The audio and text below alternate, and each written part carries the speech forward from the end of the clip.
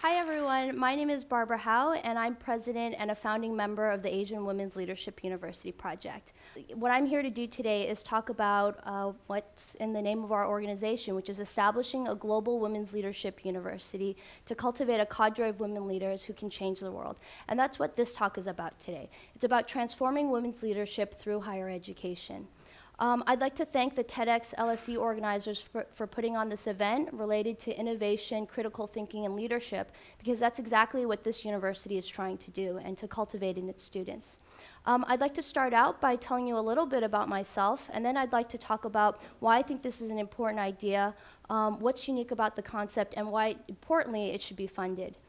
I'd like to just tell you first a little bit about myself. I'll get to this in a moment. So I'm Barbara. I'm Taiwanese American from San Francisco, and I've been the beneficiary of extraordinary educational opportunities. I went to a very good public magnet school in the city, and then I went to Smith College, which is a private liberal arts all-women's college in Massachusetts. After I graduated from Smith, I attended the University of Michigan Law School, and then I started work as a corporate lawyer in Hong Kong. I think through these experiences, I've recognized that I've been the beneficiary of so many opportunities, but that there are many other people who are in fact close to me who haven't had these opportunities. And some of these people are in fact quite close to me, such as my mother. So I'd actually like to take a moment to tell you a little bit about her, because I think she's an incredible woman, and she's been a great role model for me. So my mother is in the left upper hand corner, and she is one of 9 children, and the reason her family had so many children was because they really wanted a boy, and the first 8 children were all girls. So, I think we all are pretty familiar that in many cultures, boys are highly valued, and this was certainly the case in my mother's family. That being said, my grandfather is actually a wonderful man. He was very loving and treated his daughters very well. Unfortunately, shortly after this photo was taken, my mother's mother had passed away. So at that time, my mother was 11 years old, and she was the second eldest in her family, so she was left with the responsibility of taking care of all of her younger siblings, and as a consequence, she couldn't sort of pursue her own education. I think as a new immigrant in the United States, language and culture were additional barriers. And so to support our family, my mother actually worked 3 jobs, which she actually still does today. So she works at night as a grocery store clerk during the graveyard shift, and she also works 2 jobs during the day, juggling jobs as a bookkeeper and a translator. And she saved and scrimped and did that so that she could afford opportunities for me and my siblings, including receiving a really excellent education at places like Smith College, in fact, as full fee-paying students. So, the reason I want to talk about my mother is because actually I don't think her story is all that uncommon. I think there are a lot of people that we can all think of perhaps in this room, women who are smart and ambitious and capable and talented and resourceful, but they simply just didn't have the opportunities that I think many of us in this room have enjoyed. And imagine what they could do if they had the opportunities that we had had. If they had the language skills, if they had the access to people, to networks, to technology and information, and to an education. So I think I come, from this perspective. The reason I work on this project is because I think there is so much potential to give women a really great education. And so I want to actually talk a little bit about that. I think worldwide we recognize that women want a really great education, and that in places like Asia or the Middle East, it's not that there aren't universities, but it's that frequently the majority of those universities are inadequate. And when I say inadequate, I mean, there's a focus on rote memorization. There's frequently specialized study very early on without exposure to broad topics. There isn't an emphasis or encouragement for critical thinking. Sometimes political instability can interrupt study for years at a time. There's a whole slew of issues such as discrimination in the classroom, and if people really do want to get a good education, they really have to go overseas to a place like LSE or to the US or to other colleges and universities in the UK. The problem, however, is that, I know that in this room there are probably a number of international students, but the people who actually get access to those types of opportunities are a very narrow band and very privileged groups of individuals. For many people, being able to, pursue an overseas education, they meet a lot of barriers. They can't get a scholarship. There are very strict admissions rates for international students, or the tuition is very steep. And I think in the context of Asia and for women, frequently families will not let their daughters actually travel overseas to pursue an education. So, I think we all recognize why education is important, right? We're all familiar with the general literature that, women who are more educated or are more likely, to delay marriage, to delay childbirth. The children that they have are more likely to be educated, and to be healthy themselves, and that this produces a stabilizing effect in the community. What we also know is that it's not just education that necessarily leads to leadership. For example, we know that in regions such as the UK or the United States, there's actually pretty good gender parity in education. But when we look at leadership, we actually find that there's a dearth of women in leadership positions, even in places like the US and UK. I think the statistics are, women occupy less than 15% of leadership positions in top companies in the United States and the UK.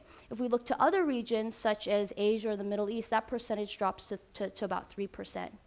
And we obviously all think that women's leadership is important because, there's statistics and data that shows that companies that have women involved in leadership positions are more profitable. Countries where women hold more respected status in society are more stable and democratic and experience higher growth rates.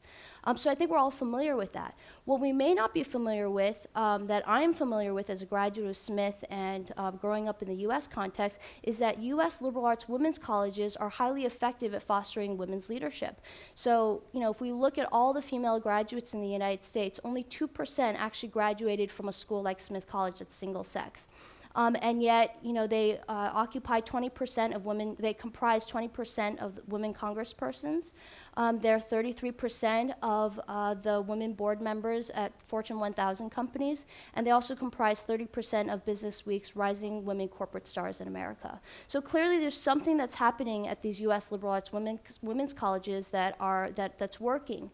And what people think is that for some women, the ability to spend time in a single-sex environment for a few years has real impact in terms of increasing the confidence of women, giving women opportunities to assume leadership roles on campus, and that there are opportunities to identify other role models, other women role models who are in leadership positions.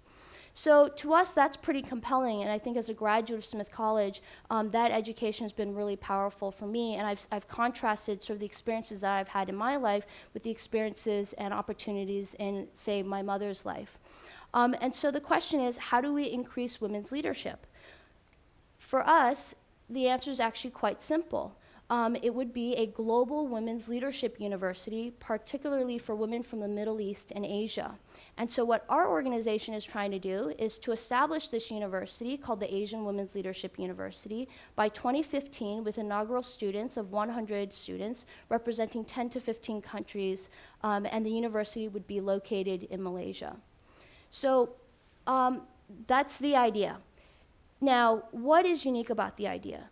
The thing is, if you look anywhere in the Middle East or in Asia, this type of educational model offered at a place like Smith simply doesn't exist. So there isn't a 4-year undergraduate liberal arts curriculum that fosters critical thinking, broad exposure to various academic disciplines, very close faculty-student interactions on a residential campus where there's a bridge between academic and social learning.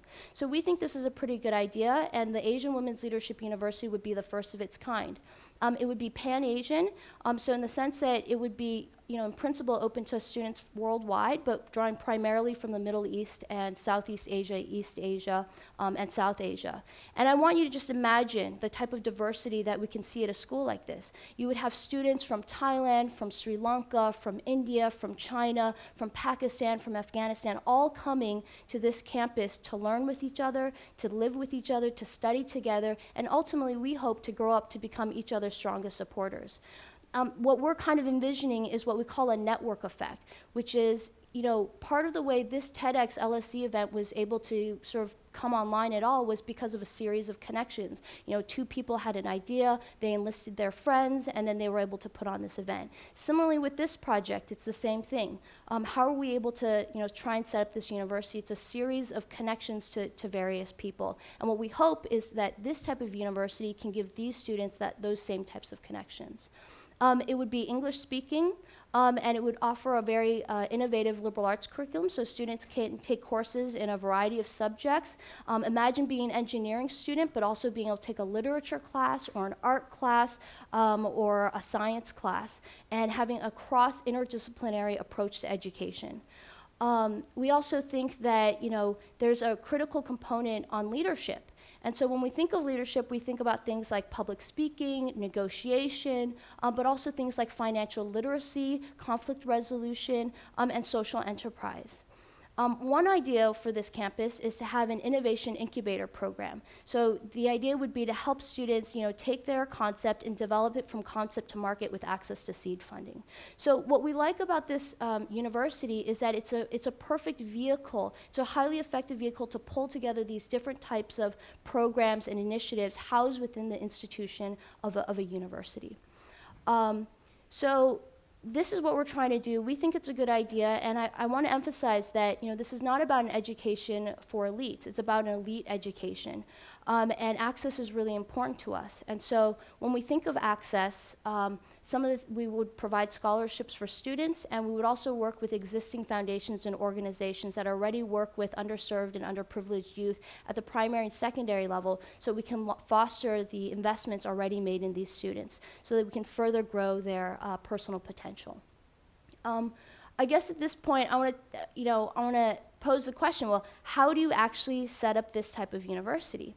Well, it turns out that it's actually not that difficult. It's like the four legs of a table. There are four foundational elements. You need select a host country, you need land for the campus site, and you need an academic partner and, of course, funding.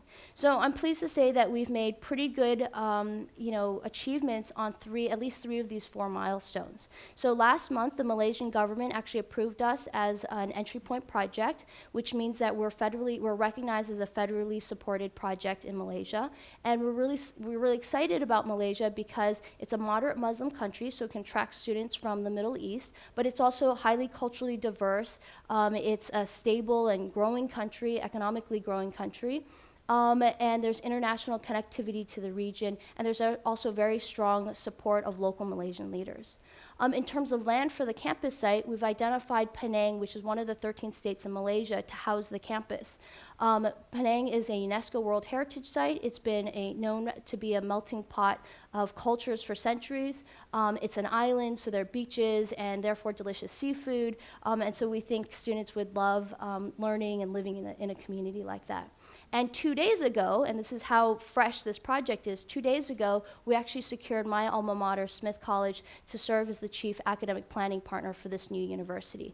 Smith is one of the oldest women's colleges in the United States. It's a top-ranked institution, and they would help us design the curriculum, think about admissions and faculty hiring and the administrative structures of the university. So we're really glad to have their support. And so because we've made progress on these three of the four legs, we're now beginning the process of thinking about about fundraising for the establishment of this university. I'll say these achievements were made within a 1 to 1.5 year period based entirely on the global efforts of a volunteer team. So we have a global team in London, in San Francisco, New York, Hong Kong, Singapore, Malaysia. We've got a board, a global project team, and advisory council comprised of several university presidents. For example, the former president of Cornell, the presidents of Smith College, Mount Holyoke, Bennington, the dean of the MIT Sloan School of Business. And what we found is that the reason people seem to be so responsive to this project is because there's something that really resonates about Asia, women, and leadership.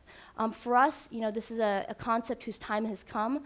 That's part of the reason where we feel like there's great momentum, and we think that all of these things we care about, sustainability, women's empowerment, international relations, all of these things can be addressed through this type of global women's leadership university. So I guess I would like to conclude just by saying that, I'm not anyone special. I feel like, just like anybody, any other citizen, but I was able to have a really great education that allowed me to envision different possibilities and to believe, perhaps naively, but to believe audaciously that an idea like this was possible. And you know, the reason I work so hard on this project is because I think it could do so much good for so many people in the region, and it would have a multiplier effect because those young women will get an extraordinary educational opportunity, and they will go out and create opportunities for other people. So thank you so much for giving me this opportunity to share this vision with you, and you know, thank you so much for supporting us also to help us make this very worthwhile idea into reality. Thank you.